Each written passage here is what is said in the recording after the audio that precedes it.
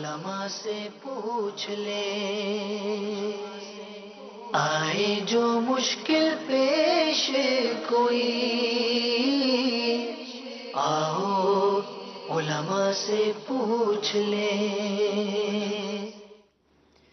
الحمدللہ رب العالمین والصلاة والسلام علی سید الانبیاء والمرسلین، اما بعد فاعوذ باللہ من الشیطان الرجیم، بسم اللہ الرحمن الرحیم۔ الصلاة والسلام علیک یا رسول اللہ وعلی آلک واصحابک یا حبیب اللہ۔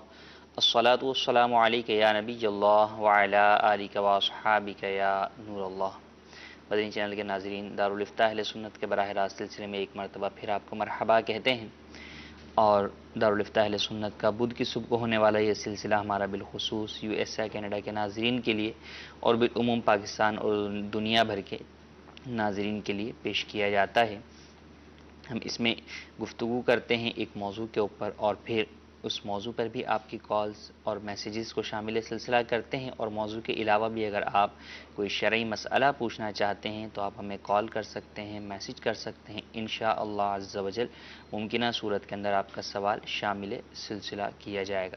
ابتداءً درود پاک کی فضیلت، چنانچہ نبی رحمت شفیع امت صلی اللہ تعالی علیہ وآلہ وسلم نے ارشاد فرمایا، جس نے مجھ پر ایک مرتبہ درود پاک پڑھا، اللہ تبارک و تعالی اس پر 10 رحمتیں نازل فرماتا ہے۔ صلو علی الحبیب صلی اللہ تعالی علی محمد صلی اللہ علیہ وآلہ وسلم۔ ماہ شوال المکرم جاری ہے، اور عید سعید کے بعد عمومی طور پر ہمارے ہاں شادیوں کا سلسلہ ہوتا ہے، دعوتوں کا سلسلہ ہوتا ہے۔ تو آج کا ہمارا موضوع دعوت سے متعلق ہے، اور خاص طور پر دعوت کے اندر وہ دعوت کہ جس میں جانا سنت بھی قرار دیا گیا دیگر شرائط کے ساتھ، وہ ہے دعوت ولیمہ۔ چنانچہ آج اس موضوع کے اوپر ہم جو ہے وہ بات کریں گے، نبی کریم صلی اللہ تعالی علیہ وآلہ وسلم کی احادیث بھی ذکر کریں گے۔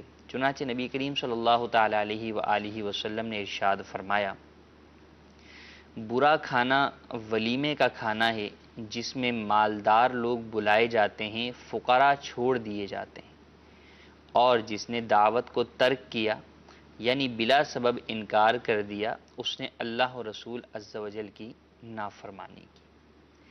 ایک اور حدیث پاک میں ہے، ترمذی کی حدیث ہے، نبی کریم صلی اللہ تعالی علیہ وآلہ وسلم نے ارشاد فرمایا، شادیوں میں پہلے دن کا کھانا حق ہے یعنی ثابت ہے، اسے کرنا ہی چاہیے، اور دوسرے دن کا کھانا سنت ہے، اور تیسرے دن کا کھانا سمعہ یعنی سنانے اور شہرت کے لیے ہے۔ جو سنانے کے لیے کوئی کام کرے گا، اللہ تعالیٰ اس کو سنائے گا یعنی اس کی سزا دے گا۔ یوں ہی نبی کریم صلی اللہ تعالی علیہ وآلہ وسلم نے ہمیں یہ بھی بیان فرمایا کہ اگر کبھی دعوت دینے والے افراد زیادہ آ جائیں، اور ایک ہی شخص کو ایک ہی دن میں اگر 2 جگہوں پر جانا ہو، تو پھر وہ کسے پہلے جو ہے وہ ترجیح دے، کس کے ہاں جائے۔ چنانچہ ارشاد فرمایا، جب 2 شخص دعوت دینے بیک وقت آ جائیں تو جس کا دروازہ تمہارے دروازے سے قریب ہو اس کی دعوت قبول کرو، اور اگر ایک پہلے آیا اور ایک بعد میں، تو جو پہلے آیا اس کی دعوت قبول کرو۔ یہ تھا دعوت قبول کرنے کا۔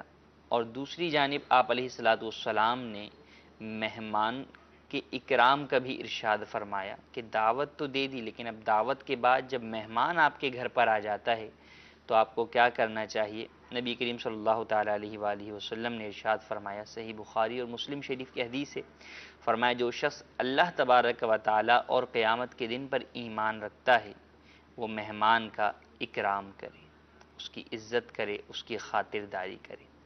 کتنے دن تک کرے، کیا ہو؟ ارشاد فرمایا، ایک دن رات اس کا جائزہ ہے، یعنی ایک دن اس کی پوری خاطرداری کرے، اپنی قدرت بھر پرتکلف کھانا اس کے لیے، یا تکلف کے ساتھ کھانے وغیرہ کا اہتمام کرے۔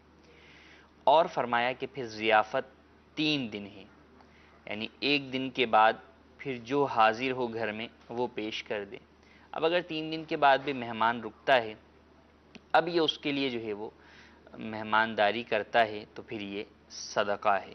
اور فرمایا کہ مہمان کے لیے یہ حلال نہیں کہ اس کے یہاں اب 3 دن کے بعد بھی ٹھہرا رہے، کہ اسے حرج میں ڈال دے، تکلیف و مشقت میں ڈال دے۔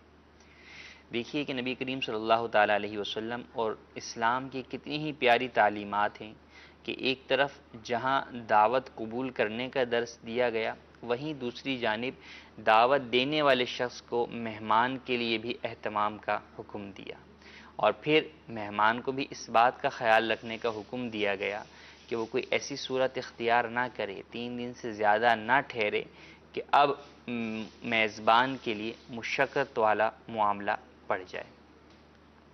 نبی کریم صلی اللہ تعالیٰ علیہ وآلہ وسلم نے ایک اور حدیث پاک میں ارشاد فرمایا کہ رسول اکرم صلی اللہ تعالیٰ علیہ وآلہ وسلم کے پاس ایک صحابی آئے اور عرض کی، یا رسول اللہ صلی اللہ علیہ وسلم، میں ایک شخص کے گھر گیا، اس نے میری مہمانی نہیں کی، مہمان نوازی نہیں کی، اب وہ میرے یہاں آئے تو میں اس کی مہمان نوازی کروں یا بدلہ کروں، یعنی جیسے اس نے نہیں کیا ویسے میں بھی اس کی مہمان نوازی نہ کروں۔ ارشاد فرمایا بلکہ تم اس کی مہمان نوازی کرو۔ ان احادیث طیبہ سے ہمیں چند مدنی پھول سیکھنے کو ملتے ہیں، جیسا کہ سب سے پہلا تو یہ کہ ولیمے کے کھانے کا انکار نہیں کرنا چاہیے بلا وجہ، اس کی دعوت دی جائے تو اس کی دعوت کو قبول کرنا چاہیے۔ ہاں، اس بات کا خیال رکھنا ضروری ہے کہ فی زمانہ دعوتوں کے اندر بے پردگی یا ناجائز چیزیں، گانے باجے وغیرہ ہوتے ہیں، تو اس صورت کے اندر اب اس دعوت میں جانا جو ہے وہ سنت نہیں رہے گا، بلکہ بعض صورتوں کے اندر تو جانا جائز بھی نہیں ہوتا۔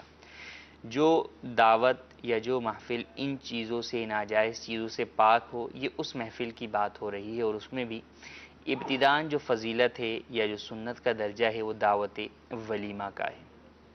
اور پھر یہاں پر یہ بھی درس ہمیں ملا کہ دعوت ولیمہ کا ہم اہتمام کرتے ہیں، رشتہ داروں کو جو ہے وہ بلاتے ہیں، مالداروں کو بلاتے ہیں، فقراء کو چھوڑ دیتے ہیں، حالانکہ غریبوں کا بھی حق ہے، انہیں بھی اپنی دعوتوں میں بلانا چاہیے۔ ایک اور حدیث پاک کے اندر اس طرح کا بھی مفہوم ہے، ارشاد فرمایا کہ بری ہے وہ دعوت کہ جس میں انہیں بلایا جاتا ہے جو آتے نہیں، اور جو آتے ہیں انہیں جو ہے وہ واپس بھیج دیا جاتا ہے، انہیں دعوت نہیں دی جاتی۔ تو یہ وہی صورت اسی حدیث والی کہ جیسے مالدار ہیں کہ وہ آنے پسند نہیں کرتے کسی جگہ پر، تو ان کو ہر ایک دعوت دے رہا ہے، ان کی ہر ایک منتیں کر رہا ہے، انہیں ہر کوئی جو ہے فون کر رہا ہے کہ نہیں آپ آئیں، آپ کا آنا ہمارے لیے سعادت کا باعث ہوگا۔ اور دوسری جانب جو غریب ہیں، جو آنا چاہتے ہیں، انہیں کوئی پوچھ نہیں رہا، یا وہ آتے ہیں تو انہیں جو ہے بھگا دیا جاتا ہے، منع کر دیا جاتا ہے۔ محلے میں پڑوسی ہیں، دیگر احباب ہیں، جو غریب ہیں، ان کو جو ہے وہ دعوت نہیں دی جاتی، کیونکہ فی زمانہ ہمارے ہاں ایک یہ بھی ذہن بن گیا ہے کہ بھئی اپنے سٹینڈرڈ کے مطابق دعوت ہماری ہونی چاہیے، ہمیں اپنی دعوت کے اندر اپنے سٹینڈرڈ کے لوگوں کو بلانا چاہیے، حالانکہ یہ بالکل غلط ہے۔ تمام مسلمان جو ہے وہ آپس میں بھائی بھائی ہیں، ٹھیک ہے ترجیح تو ہو سکتی ہے، لیکن یوں نہ ہو کہ ٹوٹل ہی اس کے اندر غریبوں کو بلایا ہی نہ جائے، کہ اگر ایسا ہے تو حدیث پاک میں اس دعوت کو بری دعوت قرار دیا گیا۔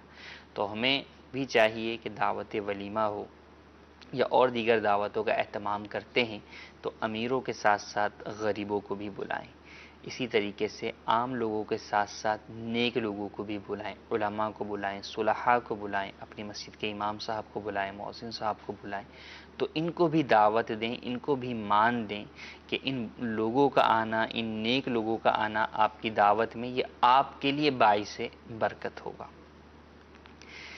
یوں ہی اس حدیث ایک اور حدیث مبارکہ جو ہم نے بیان کی کہ اس میں ولیمے کی حد بیان کر دی گئی کہ ولیمہ کتنے دن تک ہو سکتا ہے۔ فرمایا پہلے دن اور دوسرے دن، تیسرے دن نہیں۔ تو شب زفاف کے بعد پہلے یا دوسرے دن ولیمہ ہو سکتا ہے، تیسرے دن اب ولیمہ نہیں ہو سکتا، اب ولیمہ کی جو سنت ہے، دعوت ہے، وہ اب جو اس کے بعد ہوگا وہ ولیمہ نہیں ہوگا، جسٹ دعوت ہوگی، بس ایک سنت ولیمہ کی جو نیت ہے وہ آپ کی اس سے ادا نہیں ہو سکتی، سنت ولیمہ ادا نہیں ہو سکتی، بلکہ جب مقصود یہ ہے کہ جناب وہ شہرت کے لیے ہے، تفاخر کے لیے، فخر کے لیے ہے، لوگوں کو بتانے کے لیے ہے، بلانے کے لیے ہے، سنت کی دعوت کی سنت دعوت کی نیت نہیں ہے تو پھر ارشاد فرمایا کہ جو سنانے کے لیے کوئی کام کرے گا تو اللہ تعالیٰ اس کو سنائے گا، یعنی اس کی سزا اسے دے گا۔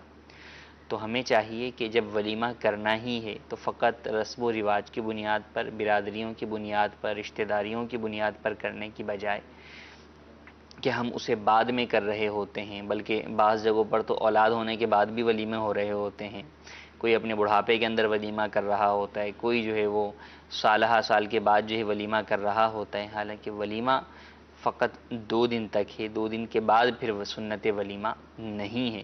تو لہٰذا ولیمہ کا اہتمام کرتے ہوئے اس بات کا بھی خیال رکھنا چاہیے کہ ولیمہ جو ہے وہ شب زفاف کے اگلے دن یا اس سے اگلے دن دوسرے دن تک ہو جائے، کہ اس کے بعد کرنے سے سنت ولیمہ ادا نہیں ہو۔ یوں ہی حدیث پاک سے ہمیں یہ بھی درس ملا کہ جب 2 اشخاص ہمیں دعوت دینے کے لیے آئیں اور بیک وقت آ جائیں تو جس کے گھر کا دروازہ ہمارے گھر کے قریب ہو ہم اس کو جو ہے وہ پہلے جو ہے وہ قبول کریں، اس کے ہاں جائیں۔ اور یوں ہی اگر 2 آئیں لیکن ایک پہلے آیا ہے ایک بعد میں آیا ہے تو اب جو پہلے آیا ہے اس کا حق ہے کہ پہلے اس کی دعوت کو قبول کیا جائے، جبکہ ایک ہی وقت کے اندر دعوت ہے اور ایک وقت میں ایک ہی جگہ پر جانا ممکن ہو۔ تو نبی کریم صلی اللہ تعالیٰ علیہ وآلہ وسلم نے مہمان کو بھی جو ہے وہ یہ کہا کہ وہ میزبان کا خیال رکھیں۔ علماء نے یہاں پر ارشاد فرمایا کہ مہمان کو 4 باتیں ضروری ہیں۔ نمبر 1، جہاں بٹھایا جائے وہیں بیٹھے۔ نمبر 2، جو کچھ اس کے سامنے پیش کیا جائے اس پر خوش ہو، یہ نہ ہو کہ کہنے لگے اس سے اچھا تو میں اپنے گھر پہ ہی کھایا کرتا ہوں، یا اس قسم کے دوسرے الفاظ جیسا کہ آج کل لوگ دعوتوں میں کہتے ہیں کہ اس سے میزبان کی دل شکنی ہوگی، تو لہٰذا اس کی ہرگز اجازت نہیں ہے۔ آپ اگرچہ اپنے گھر میں کتنا ہی اچھا کھاتے ہوں لیکن یہاں پر میزبان نے اپنی حسب استطاعت بہتر سے بہتر کرنے کی کوشش کی تو اسے سراہا جائے، اس کی تعریف کی جائے، جھوٹی تعریف بھی نہ ہو لیکن دل توڑنے والے جملے بھی نہ کہے جائیں، اس کی دھارس بندانے والے جملے کہے جائیں۔ فرمایا تیسرا یہ کہ بغیر اجازت صاحب خانہ وہاں سے نہ اٹھے جہاں اسے بٹھایا جائے۔ اور 4، جب وہاں سے جائے تو میزبان کے لیے دعا کرے۔ یوں ہی میزبان کے لیے بھی تعلیمات ہیں۔ ارشاد فرمایا کہ میزبان کو چاہیے کہ مہمان سے وقتاً فوقتاً کہے کہ اور کھائیے، مگر اس حد تک اصرار نہ کرے کہ اس کے اسرار کی وجہ سے وہ اتنا زیادہ کھا لے کہ اس کے لیے مضر ہو جائے، نقصان دہ ہو جائے۔ میزبان کو بالکل خاموش بھی نہیں رہنا چاہیے کہ مہمانی پریشان ہو جائے کہ پتہ نہیں کسی تکلیف میں یا مصیبت میں ہے کیوں جو ہے وہ خاموش ہے۔ اور یہ بھی نہیں کرنا چاہیے کہ کھانا رکھ کر غائب ہو جائے۔ تو کھانا کے اندر میزبان کو حاضر رہنا چاہیے، ورنہ اگر چلیں زیادہ افراد ہیں اور وہ انتظام میں لگا ہوئے تو بھی بہرحال چکر لگاتا رہے۔ اگر صاحب وسعت ہو تو مہمان کی وجہ سے گھر والوں پر کھانے میں کمی نہ کرے۔ یہ تھے کچھ میزبان کے لیے مدنی پھول اور کچھ مہمان کے لیے، اور خاص طور پر جو دعوت ولیمہ ہمارے ہاں کی جاتی ہے اس سے متعلق مدنی پھول تھے۔ تو ان باتوں کا خیال رکھنا چاہیے۔ البتہ یہ ہم بیان کر چکے کہ ایسی دعوت کہ جہاں پر گانے باجے ہیں، بے پردگی ہے، تو اب وہاں پر جانے کی اجازت نہیں ہے۔ جس دعوت ولیمہ میں جانا سنت ہے یہ وہ دعوت ہے کہ جو کہ ان تمام گناہوں سے پاک ہو۔ اللہ تبارک و تعالی ہمیں ان تمام مدنی پھولوں پر عمل کرنے کی توفیق عطا فرمائے۔ آئیے ہم آپ کے کچھ کالز اور میسیجز کو شامل کرتے ہیں۔ جی کالز۔ السلام علیکم ورحمۃ اللہ وبرکاتہ۔ وعلیکم السلام ورحمۃ اللہ وبرکاتہ۔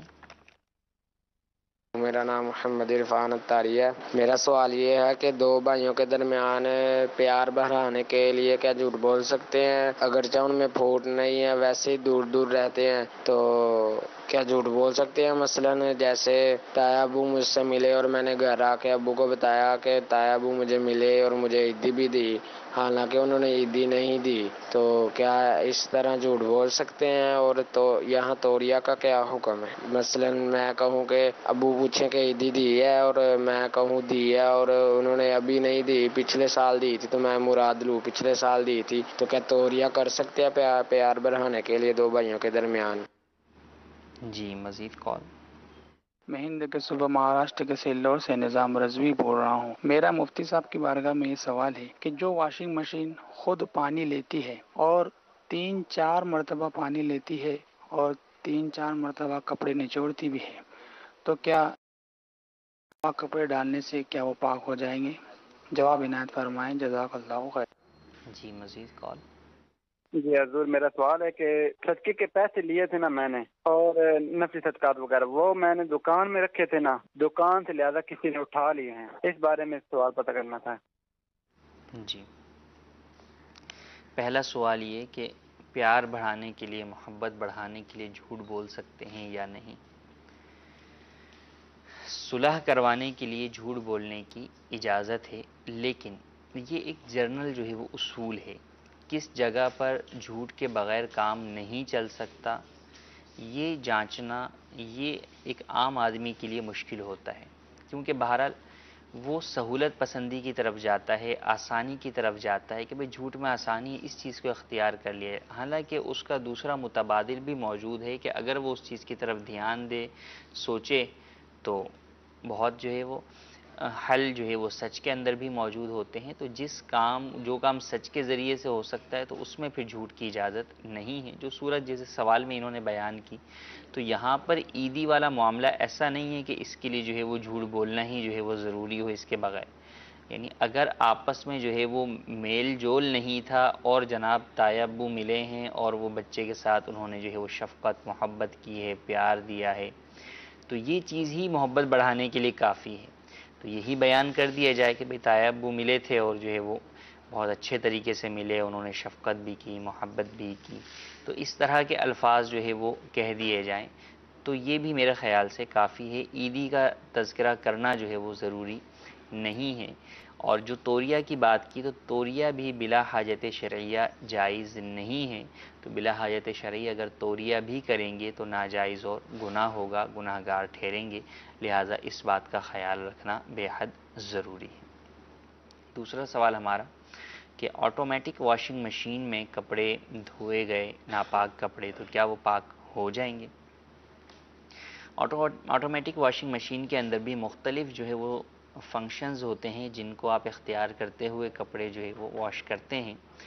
اگر اس میں وہ فنکشن آپ نے یوز کیا جس میں مشین 3 مرتبہ پانی لیتی ہے اور ہر مرتبہ پانی لینے کے بعد پھر اس کے بعد جب وہ اسپن کرتی ہے، اس کو نچوڑتی ہے، تو وہ اتنا نچوڑ دیتی ہے کہ اب اگر آپ کپڑا نکال کے ہاتھ سے بھی نچوڑیں گے تو کپڑے میں کوئی پانی باقی نہیں ہوگا، کوئی قطرہ پانی کا نہیں ٹپکے گا۔ اگر یہی صورتحال ہے اور وہ مشین 3 مرتبہ پانی لے کے تینوں مرتبہ اسی طریقے سے نچوڑتی ہے، تو اب تیسری مرتبہ نچوڑنے کے بعد وہ کپڑے پاک ہو جائیں گے، آپ جو ہے وہ انہیں پاک شمار کریں گے، وہ پاک ہو جائیں گے۔ اور اگر ایسا نہیں ہے، آپ کوئی دوسرا جو ہے وہ فنکشن جو ہے وہ یوز کرتے ہیں جس کے اندر وہ 3 مرتبہ جو ہے وہ نہیں نچوڑتی یا 3 مرتبہ دھوتی نہیں ہے، تو ایسی صورت کے اندر پھر وہ ناپاک ہی رہیں گے۔ البتہ اس میں ایک بات کا اور خیال رکھنا ضروری ہے کہ جس صورت کے اندر وہ ٹوٹل جو ہے وہ 3 مرتبہ جو ہے وہ نچوڑ رہی ہے، اس صورت کے اندر بھی جو مشین کی دیواروں وغیرہ پر جو پانی کے قطرے وغیرہ جو ہے وہ لگے رہ جاتے ہیں وہ ناپاک جو ہے وہ ہوتے ہیں۔ تو اب کپڑے وغیرہ نکالنے میں اس بات کا خیال رکھنا بہرحال ضروری ہوگا کہ وہ پانی کے قطرے جو دیواروں پر لگے ہوئے ہیں وہ کپڑے کے اوپر نہ لگیں، تو اس بات کا بہرحال خیال کرنا بے حد ضروری ہوگا۔ تیسرا سوال ہمارا صدقے سے متعلق ہے کہ صدقہ جو ہے وہ لیا اور وہ دکان میں رکھا اور وہاں سے وہ غائب ہو گیا، چوری ہو گیا، گم ہو گیا، تو اب کیا حکم ہے؟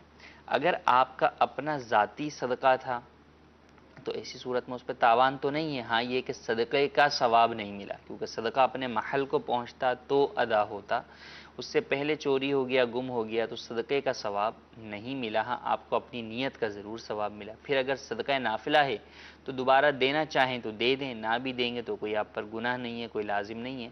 اگر صدقہ واجبہ تھا، صدقہ فطر تھا یا زکوٰۃ تھی یا اور کچھ تھا تو بہرحال اس کی ادائیگی آپ کو کرنی ہوگی کہ وہ ادا نہیں ہوا۔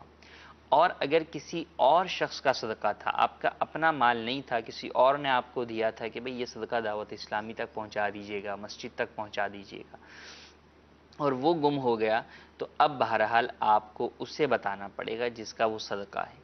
جب آپ اسے بتا دیں گے کہ بھئی یہ پیسے ہیں جو کہ گم ہو گئے ہیں، اب دو صورتیں ہیں، اگر اس کے گم ہونے میں آپ کی غفلت اور کوتاہی ہے کہ اگر آپ اس کو محفوظ طریقے سے رکھتے تو وہ گم نہیں ہوتا، آپ نے حفاظت سے نہیں رکھے اس لیے گم ہو گئے، تو آپ کو تاوان دینا ہوگا، آپ وہ پیسے اصل مالک کو دیں گے یا اصل مالک اسے معاف کر دے۔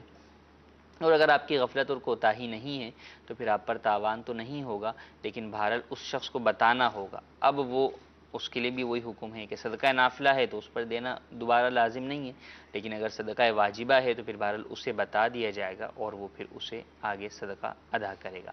یہاں پر ایک بات ذہن میں یہ آتی ہے بعض لوگوں کے کہ بھئی مجھ سے گم ہو گیا، دوسرے کا تھا، ٹھیک ہے میرے کو دینا ہی ہے تاوان تو میں ڈائریکٹ اس کی طرف سے جو ہے وہ ادا کر دیتا ہوں آگے۔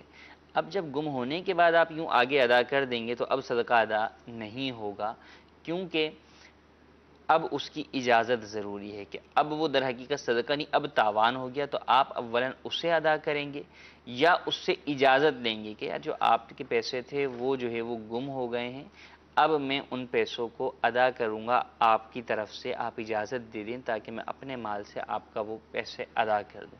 اب اگر وہ اجازت دے دے گا اور پھر آپ ادا کریں گے تو یوں پھر آپ اس کی طرف سے صدقہ ادا ہو جائے گا، چاہے صدقہ واجبہ ہو یا صدقہ نافلہ۔ تو ان باتوں کا خیال رکھنا ضروری ہے۔ کچھ میسیجز بھی ہمارے پاس ہیں، انہیں بھی ہم شامل کرتے ہیں۔ ایک سوال یہ ہے کہ جب بچے کی پیدائش ہوتی ہے تو کہا جاتا ہے کہ 4 دنوں تک عورت کو تنہا نہیں چھوڑنا چاہیے، ڈر جاتی ہے عورت، اسلام میں اس کی کوئی حقیقت ہے؟ شرعی اعتبار سے اس کی کوئی حقیقت نہیں ہے، یہ ضروری نہیں ہے کہ اسے جو ہے وہ اکیلا ہی جو ہے نہ چھوڑا جائے، تو اکیلا بھی چھوڑا جا سکتا ہے۔ ہاں یہ ہے کہ ان ایام کے اندر جو ہے وہ کسی کا ساتھ ہونا عورت کے لیے، بچے کے لیے جو ہے وہ زیادہ ضرورت والا معاملہ ہے، ضرورت کا وقت ہوتا ہے، عورت بیمار ہوتی ہے، تکلیف میں ہوتی ہے، اٹھتے بیٹھتے بچے کو سنبھالتے، تو اس اعتبار سے کسی کا ساتھ ہونا بالکل اچھی بات ہے، لیکن یہ کہ لمحے بھر کے لیے بھی عورت جو ہے وہ اکیلی نہ چھوڑی جائے، اس بات کی کوئی شرعی اعتبار سے، اسلامی اعتبار سے حقیقت نہیں ہے۔ ایک اور سوال ہے کہ میرا نام عامر ہے اور ماں باپ کے گھر میرا سوال یہ ہے کہ ایسی کون سی وجوہات ہیں جن سے وضو ٹوٹ جاتا ہے؟ کیا جب وضو ہو تو؟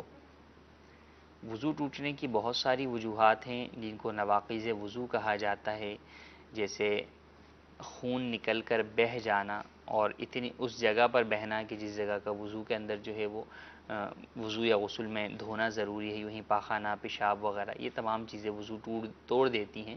اس بارے میں مزید تفصیل کے لیے امیر اہل سنت کا رسالہ وضو کا طریقہ دعوت اسلامی کی ویب سائٹ پر بھی آپ یہ رسالہ پڑھ سکتے ہیں، یوں ہی نماز کے احکام کتاب کے اندر بھی یہ رسالہ موجود ہے، آپ اس کو بھی پڑھ سکتے ہیں۔ جی مزید کالز دیجیے۔ ہمارے یہ رسم و رواج ہے کہ شادی کے بعد جو ننیال والے ہوتے ہیں یعنی کہ نانکے جو ہوتے ہیں لڑکے کے، ان کو شادی کے بعد پورے خاندان کو کپڑے وغیرہ دیے جاتے ہیں، بڑوں کو چھوٹوں کو، ایسا کرنا کیسا؟ جزاکم اللہ خیرہ۔ جی مزید کال۔ السلام علیکم ورحمۃ اللہ وبرکاتہ۔ وعلیکم السلام ورحمۃ اللہ وبرکاتہ۔ سگی عطار غلام یاسین عطاری ہند گجرات کے شہر بڑودہ سے عرض کر رہا ہوں۔ سلسلہ دارالفتاح اہل سنت ماشاء اللہ بڑا پیارا ہے اور آج کا موضوع بھی بہت ہی اچھا ہے۔ میرا سوال یہ ہے مفتی صاحب کی بارگاہ میں کہ عموماً جب شادی ہوتی ہے ہمارے علاقوں میں تو وہاں پر جو ہے دولہے کو پیسوں کے ہار پہنائے جاتے ہیں، تو آیا شریعت اس بارے میں کیا رہنمائی فرماتی ہے کہ اس طریقے کے ہار وغیرہ پہننا جائز ہے یا نہیں؟ براہ کرم رہنمائی فرمائیں۔ جی مزید کال۔ کیا نکاح اور ولیمہ ایک ساتھ کیا جا سکتا ہے؟ جی پیسوں کی السلام علیکم. میں عرض کر رہا تھا پیسوں کی بچت کے لیے آج کل یہ بھی جو ہے وہ کئی جگہوں پر ہوتا ہے کہ بھئی نکاح ولیمے کی ایک ہی دعوت کر لی جائے. بھئی ایک کا مثال کے طور پہ ہال کا خرچہ ہم برداشت کر لیتے ہیں لڑکی والے، اور لڑکے والے جو ہے وہ کھانے کا خرچہ جو ہے برداشت کر لیں، اور یوں مشترکہ دعوت بھی کر لی جاتی ہے. حالانکہ ولیمہ کی جو سنت ہے وہ شب زفاف کے بعد ادا ہوتی ہے، اس سے پہلے ولیمے کی سنت ادا نہیں ہوتی. تو لہٰذا یوں سنت جو ہے وہ ادا نہیں ہوگی، تو راجح قول کے مطابق شب زفاف کے بعد ہی ولیمہ ہو سکتا ہے. ایک سوال ہمارے پاس یہ تھا کہ شادی کے لیے شادی کے بعد جو ہے وہ ننیال میں کپڑے دیے جاتے ہیں. اس طرح کے جتنے بھی رسم و رواج ہیں لین دین کے خاندانوں میں، جیسے بہنوں کو جو ہے وہ جوڑے دیے جاتے ہیں بھائی کی شادی کے اوپر، یا جو ہے وہ پھپھیوں کو خالاؤں کو جوڑے دیے جاتے ہیں، اور مختلف رسم و رواج ہیں لوگوں کے لین دین کے، یہ شرعی اعتبار سے جائز ہیں، ان میں حرج نہیں ہے. بس اس میں اس بات کا خیال رکھنا ضروری ہے کہ ایسی صورتحال نہ ہو کہ سامنے والا دینے پر مجبور ہو جائے، اس بنیاد پر کہ اگر وہ نہیں دیتا تو آپ کی جانب سے اسے طعن و تشنیع کا نشانہ بنایا جائے گا. اب وہ طعن و تشنیع سے بچنے کے لیے وہ یہ دیتا ہے. اگر یہ صورت ہے تو پھر بہرحال یہ رشوت کے زمرے میں آ جائے گا، لینے والے کے لیے جائز نہیں ہوگا. تو اس حوالے سے اوورال جتنی بھی ہمارے ہاں رسمیں ہوتی ہیں شادی میں، ان تمام میں اس بات کا خیال رکھنا ضروری ہے کہ کہیں ہم نے اپنی برادری کا یا اپنے خاندان کا ایسا نظام تو نہیں بنا دیا کہ کوئی بندہ جو ہے وہ بھوکا مر رہا ہے، اس کے پاس کچھ پیسے نہیں ہیں، یا وہ اپنی اولاد کی شادیاں یوں ہی نہیں کر پا رہا کہ اتنے سارے اخراجات جو ہے وہ میں کروں گا کیسے، یہ کرنے ہیں، نہیں کروں گا تو میرا خاندان والے جو ہے وہ جینا دوبر کر دیں گے، ننیال والے جینا دوبر کر دیں گے، ددیال والے کر دیں گے، یا اور دیگر افراد کر دیں گے. تو کہیں ایسا تو نہیں کہ ہماری وجہ سے لوگ جو ہے وہ گناہ میں پڑ رہے ہیں، ہماری وجہ سے جو ایک نکاح کی سنت ہے وہ جو ہے وہ مفقود ہوتی جا رہی ہے یا لوگوں کی پہنچ سے دور ہوتی چلی جا رہی، ایسا تو نہیں. تو اس حوالے سے ہمیں غور کرنا چاہیے.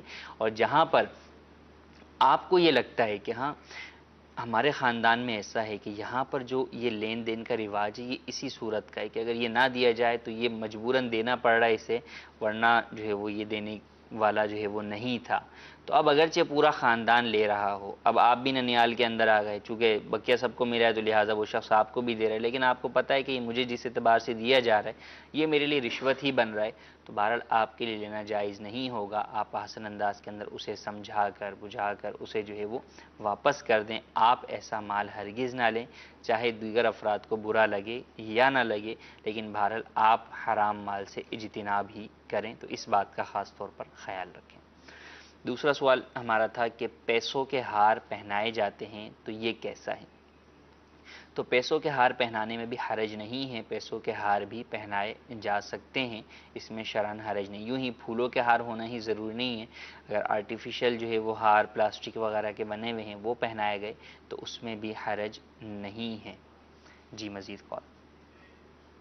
السلام علیکم ورحمۃ اللہ وبرکاتہ. وعلیکم السلام ورحمۃ اللہ وبرکاتہ. گناہوں کی توبہ کیسے کرنا چاہیے؟ جی مزید کال. میرا نام حافظ محمد فتح اللہ قادری اطاری ہے. دارالفتہ اہل سنت کے اندر یہ میرا سوال ہے کہ سننے میں آیا ہے کہ سنا بھی ہے کہ جو عشاء کے وتر ہوتے ہیں یہ ایک وتر بھی پڑھا جا سکتا ہے. دوسرے نمبر پر یہ ارشاد فرمائیں اگر کوئی قرآن پاک کی تلاوت کر رہا ہے، مثلا فجر کی نماز کا وقت گزر گیا ہے، زوال کا ٹائم ہے، تو اس وقت آیت سجدہ تلاوت میں آئی ہے تو وہ کس وقت سجدہ کرے گا؟ جی مزید کال. صاحب کی بارگاہ میں سوال عرض یہ ہے کہ نماز کے لیے جو پینچے ہوتے ہیں ان کو اندر کی طرف فولڈ کرنا، کیا اس کی بھی ممانعت ہے؟ جی پہلا سوال ہمارا کہ گناہوں سے توبہ کیسے کی جائے. سچی توبہ گناہوں سے کرنے کے لیے سچی توبہ کی 3 شرائط ہیں. سب سے پہلا یہ کہ انسان کو اپنے اس گناہ پر ندامت یعنی شرمندگی ہو. نمبر 2 یہ کہ آئندہ اس گناہ کو نہ کرنے کا پختہ ارادہ ہو. اگر آئندہ کرنے کا ارادہ ہے کہ نہیں اس مہینے میں نہیں کروں گا، اگلے مہینے کروں گا، تو یہ توبہ نہیں ہے. توبہ یہ ہے کہ آئندہ کبھی بھی نہیں کروں گا، اس بات کا اس کا پختہ ارادہ ہو. اور تیسرا یہ کہ اگر اس گناہ سے متعلق کوئی ایسی چیز ہے جس کی ادائیگی مجھ پر لازم ہے تو وہ ادائیگی کروں گا. مثلا نمازیں چھوٹ گئی ہیں تو ان کی قضا پڑھوں گا. کسی کا مال چھینا تھا تو اس کا مال اسے واپس کروں گا. تو یہ 3 شرطیں ہیں سچی توبہ کی. سب سے پہلی ندامت ہے کہ بندے کو اپنے اس گناہ پر شرمندگی ہو. شرمندگی اس وجہ سے کہ اللہ تبارک و تعالیٰ کا گناہ کیا ہے. ایک یہ کہ بھئی لوگوں کی وجہ سے شرمندہ ہو رہے ہیں کہ یار یہ گناہ لوگوں کے سامنے نہیں کرنا, لوگ نہ ہوں تو پھر جو ہے وہ شرمندگی نہیں ہے اس کے اوپر. یہ در حقیقت شرمندگی نہیں. الندم توبۃ, شرمندگی توبہ ہے. وہ شرمندگی جو کہ انسان کو اس وجہ سے ہو کہ یار میں رب کی نافرمانی میں نے کی ہے, یہ رب کی زمین پر رہتے ہوئے رب کی نعمتوں کو استعمال کرتے ہوئے رب کی نافرمانی میں کر رہا ہوں. اس اعتبار سے انسان کو اپنے اس گناہ پر شرمندگی ہو. اور پھر وہی کہ آئندہ پختہ ارادہ ہو کہ میں کبھی بھی نہیں کروں گا. پختہ ارادہ کر لیا اب, اور اس کے بعد جو تیسرا اسٹیپ ہم نے بیان کیا کہ وہ گناہ کے جن کے اندر کوئی ادائیگی مجھ پر لازم آتی ہے وہ بھی کر لیا, تو یہ در حقیقت سچی توبہ ہے. اب اس کے بعد دوبارہ شیطان جو ہے وہ گناہ کروا دیتا ہے تو وہ ایک الگ گناہ ہے. بہرحال جو سچی توبہ ہے تو وہ اس کی امید یہ ہے کہ اللہ تبارک و تعالیٰ سچی توبہ سے پچھلے گناہوں کو معاف فرما دیتا ہے. تو لہٰذا جو بھی گناہ ہے اگر یاد ہے تو ان گناہوں سے متعلق خاص طور پر توبہ کی جائے. یاد نہیں ہے تو پھر اوورآل جو ہے وہ آج تک جتنے بھی گناہ ہوئے ان تمام گناہوں پر شرمندگی اور ندامت کے ساتھ رب کی بارگاہ میں انسان جو ہے توبہ اور استغفار کرے, اور پھر یہی ہو کہ آئندہ میں گناہ نہیں کروں گا, ہر قسم کے گناہ سے بچنے کی حتی الامکان کوشش کروں گا.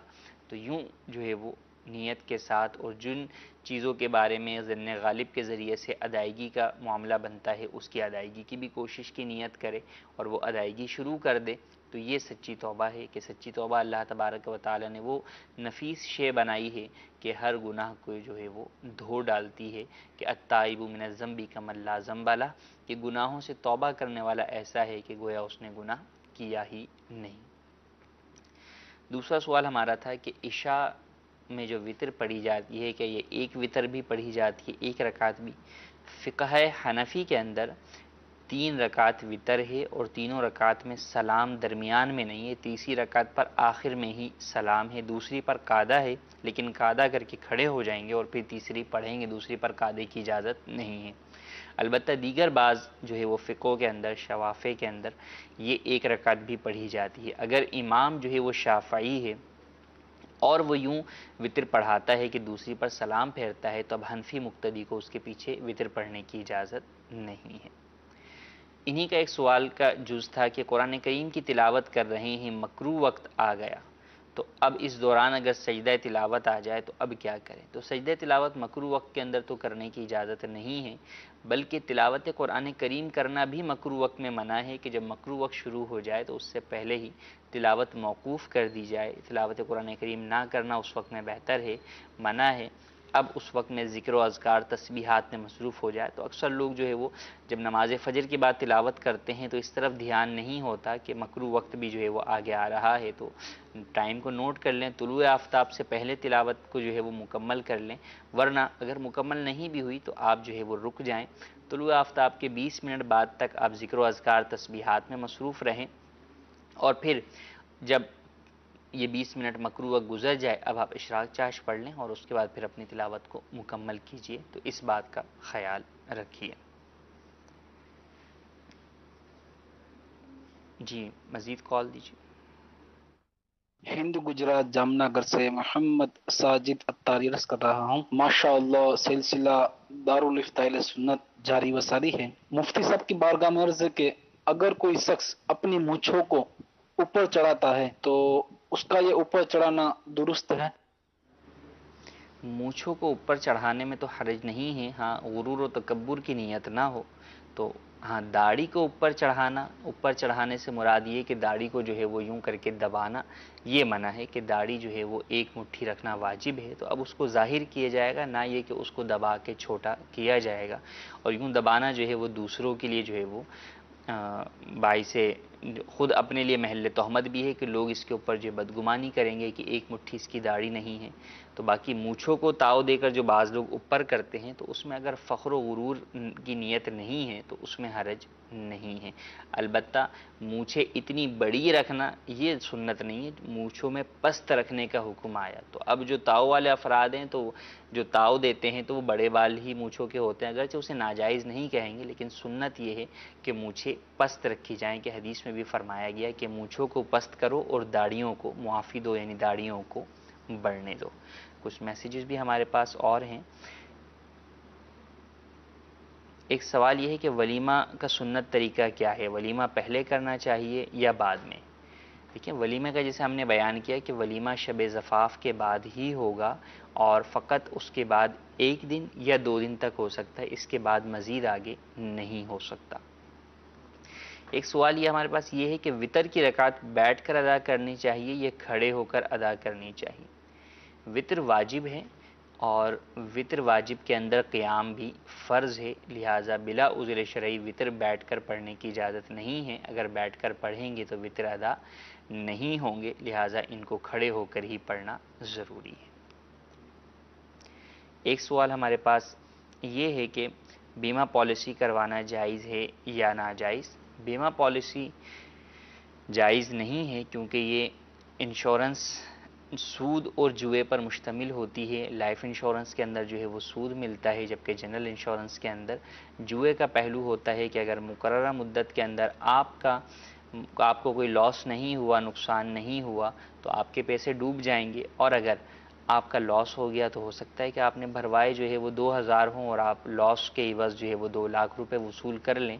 تو یوں جو ہے وہ یا تو آپ بازی لگا کر اپنے پیسے ہار بیٹھتے ہیں یا پھر اپنے پیسوں سے زیادہ حاصل کر بیٹھتے ہیں، تو یہ بھی جائز نہیں ہے، اس کی اجازت ہرگز نہیں.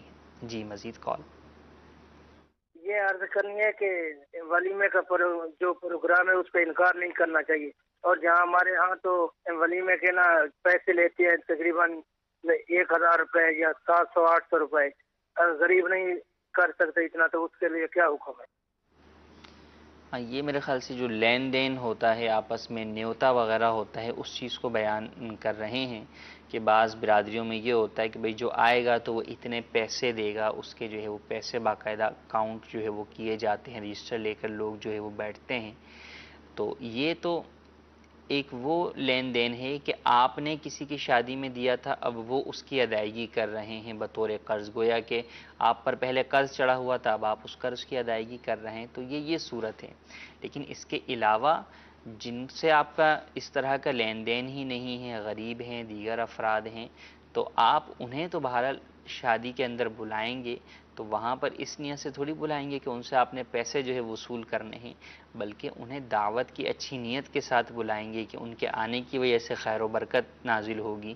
تو اس اعتبار سے ان نیتوں کے ساتھ انہیں بلائیں گے، نہ یہ کہ جناب ان سے بھی جو ہے وہ آپ کہیں گے نہیں ٹھیک ہے آپ آ تو جائیں لیکن بہرحال آئیے پیسے بھی پہلے جمع کروا دیجیے. تو ان کے ساتھ ایسا ہرگز نہیں کیا جائے گا. جی مزید کال. میرا مفتی صاحب کے بارگاہ میں یہ سوال تھا. میرا ایک دوست ہے، اس نے اپنی بیوی کو طلاق دے دیا اور اس نے کچھ بھی نہیں کیا اور پھر اس کے ساتھ ہی رہنے لگا، یعنی کہ کچھ بھی نہیں کیا اور اس کے ساتھ ہی رہتا ہے. کہنے لگا کہ 3 طلاقیں 1 طلاق ہوتی ہے، تو ایسا کہنا کیسا؟ ایسا ہرگز جو ہے وہ درست نہیں ہے. چاروں ائمہ، امام اعظم ابو حنیفہ، امام شافعی، امام مالک، امام احمد ابن حنبل اور نبی کریم صلی اللہ تعالیٰ علیہ وآلہ وسلم کے مبارک زمانے سے آج تک امت مسلمہ کا اس بات پر اجماع ہے کہ 3 طلاقیں 3 ہی واقع ہوتی ہیں. اگر کوئی شخص اپنی مدخولہ بیوی کو 3 طلاقیں دیتا ہے، چاہے علیحدہ علیحدہ لفظ میں دے، چاہے ایک ہی جملے میں جو ہے وہ الگ الگ طلاق کے لفظ بول کر دے یا 3 طلاق بول کر دے، بہرحال 3 طلاقیں واقع ہو جاتی ہیں. اور اس کو 1 طلاق سمجھنا یہ لوگوں کی نادانی ہے اور یہ اب اس کے بعد بھی اپنی بیوی کے ساتھ رہنا یہ حرام اور گناہ میں مرتکب ہونے والا کام ہے۔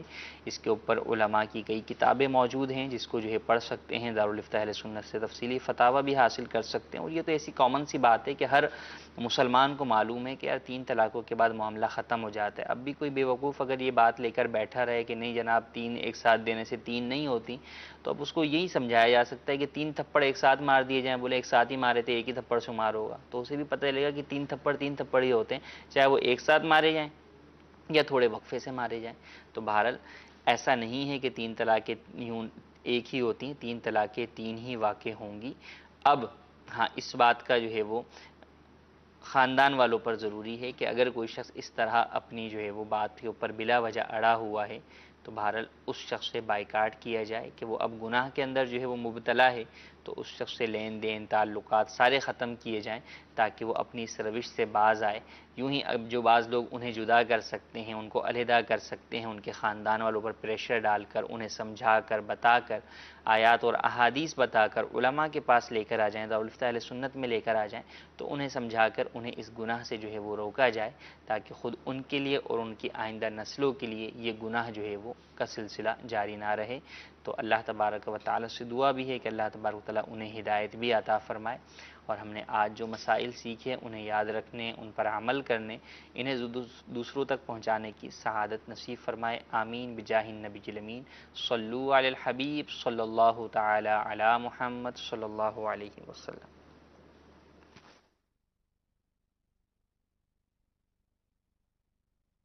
گزارے کیسے زندگی،